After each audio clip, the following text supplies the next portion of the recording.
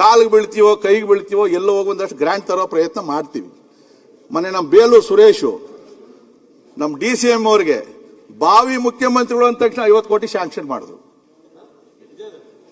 ಗುರು ಎತ್ತಿನ ಒಳಗೆ ಕೇಳಿ ಇಲ್ಲೆಲ್ಲ ಇರ್ಬೇಕು ಸುರೇಶ.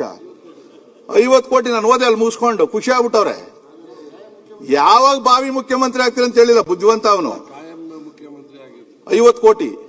ಇವತ್ತು ಕೇಂದ್ರ ಸರ್ಕಾರನ ಬರೀ ಟೀಕೆ ಮಾಡ್ತೀವಲ್ಲ ನಾವು.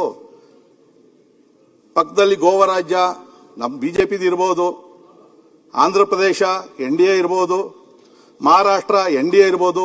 ಎಷ್ಟು ಸರಿ ನೀವು ಹೋಗಿ ನಮ್ಮ ಬೆಂಗಳೂರಿಗೆ ನೀರಿನ ಸಮಸ್ಯೆ ಆಯ್ತಪ್ಪ, ಒಂದು ಸ್ವಲ್ಪ ಕುಡಿಯೋ ನೀರು ಕೊಡ್ರಿ. ಈಗ ನೋಡಿ ಆಂಧ್ರ ಬಾರ್ಡ್ರು ಬಾಗೇಪಲ್ಲಿವರೆಗೂ ಕೃಷ್ಣಾ ನದಿ ನೀರು ಬಂದ್ಬಿಟ್ಟೈತೆ.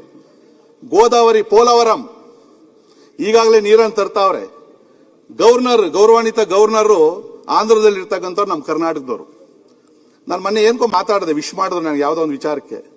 ಅವ್ರು ಹೇಳಿದ್ರು, ವಿಶ್ವನಾಥ್ ನೀವಾಗ್ಲಿ ನಿಮ್ಮ ಸರ್ಕಾರ ಆಗಲಿ ಒಂದ್ಸರಿ ಬಂದು ಮುಖ್ಯಮಂತ್ರಿಗಳ ಹತ್ರ ಮಾತಾಡಿ ಕುಡಿಯೋ ನೀರು ಕೊಡಿ ಅಂತ ಹೇಳಿದ್ರೆ ನಾನು ಬೆಂಬಲ ಕೊಡ್ತೀನಿ.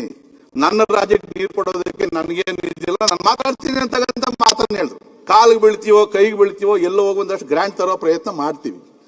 ಮೊನ್ನೆ ನಮ್ಮ ಬೇಲೂರು ಸುರೇಶು ನಮ್ಮ DCM ಅವ್ರಿಗೆ ಬಾವಿ ಮುಖ್ಯಮಂತ್ರಿಗಳು ಅಂದ ತಕ್ಷಣ 50 ಕೋಟಿ ಶಾಂಕ್ಷನ್ ಮಾಡಿದ್ರು. ಗುರು ಎತ್ತಿನ ಒಳಗೆ ಕೇಳಿ ಇಲ್ಲೆಲ್ಲ ಇರ್ಬೇಕು ಸುರೇಶ. 50 ಕೋಟಿ ನಾನು ಓದೆ ಅಲ್ಲಿ ಮುಗಿಸ್ಕೊಂಡು ಖುಷಿ ಆಗ್ಬಿಟ್ಟವ್ರೆ. ಯಾವಾಗ ಬಾವಿ ಮುಖ್ಯಮಂತ್ರಿ ಆಗ್ತೀರ ಅಂತ ಹೇಳಿಲ್ಲ ಬುದ್ಧಿವಂತ ಅವನು. 50 ಕೋಟಿ. ಇವತ್ತು ಕೇಂದ್ರ ಸರ್ಕಾರನ ಬರೀ ಟೀಕೆ ಮಾಡ್ತೀವಲ್ಲ ನಾವು.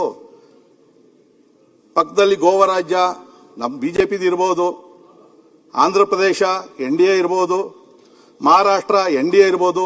ಎಷ್ಟು ಸರಿ ನೀವು ಹೋಗಿ ನಮ್ಮ ಬೆಂಗಳೂರಿಗೆ ನೀರಿನ ಸಮಸ್ಯೆ ಆಯ್ತಪ್ಪ, ಒಂದು ಸ್ವಲ್ಪ ಕುಡಿಯೋ ನೀರು ಕೊಡ್ರಿ. ಈಗ ನೋಡಿ ಆಂಧ್ರ ಬಾರ್ಡ್ರು ಬಾಗೇಪಲ್ಲಿವರೆಗೂ ಕೃಷ್ಣಾ ನದಿ ನೀರು ಬಂದ್ಬಿಟ್ಟೈತೆ. ಗೋದಾವರಿ ಪೋಲವರಂ ಈಗಾಗಲೇ ನೀರನ್ನು ತರ್ತಾವ್ರೆ. ಗೌರವಾನ್ವಿತ ಗವರ್ನರು ಆಂಧ್ರದಲ್ಲಿ ಇರ್ತಕ್ಕಂಥವ್ರು ನಮ್ಮ ಕರ್ನಾಟಕದವರು. ನಾನು ಮೊನ್ನೆ ಏನ್ಕೋ ಮಾತಾಡಿದೆ, ವಿಶ್ ಮಾಡಿದ್ರು ನನಗೆ ಯಾವುದೋ ಒಂದು ವಿಚಾರಕ್ಕೆ. ಅವ್ರು ಹೇಳಿದ್ರು, ವಿಶ್ವನಾಥ್ ನೀವಾಗ್ಲಿ ನಿಮ್ಮ ಸರ್ಕಾರ ಆಗಲಿ ಒಂದ್ಸರಿ ಬಂದು ಮುಖ್ಯಮಂತ್ರಿಗಳ ಹತ್ರ ಮಾತಾಡಿ ಕುಡಿಯೋ ನೀರು ಕೊಡಿ ಅಂತ ಹೇಳಿದ್ರೆ ನಾನು ಬೆಂಬಲ ಕೊಡ್ತೀನಿ. ನನ್ನ ರಾಜ್ಯಕ್ಕೆ ನೀರು ಕೊಡೋದಕ್ಕೆ ನನಗೇನು ಇದಿಲ್ಲ, ನಾನು ಮಾತಾಡ್ತೀನಿ ಅಂತಕ್ಕಂಥ ಮಾತನ್ನ ಹೇಳಿದ್ರು.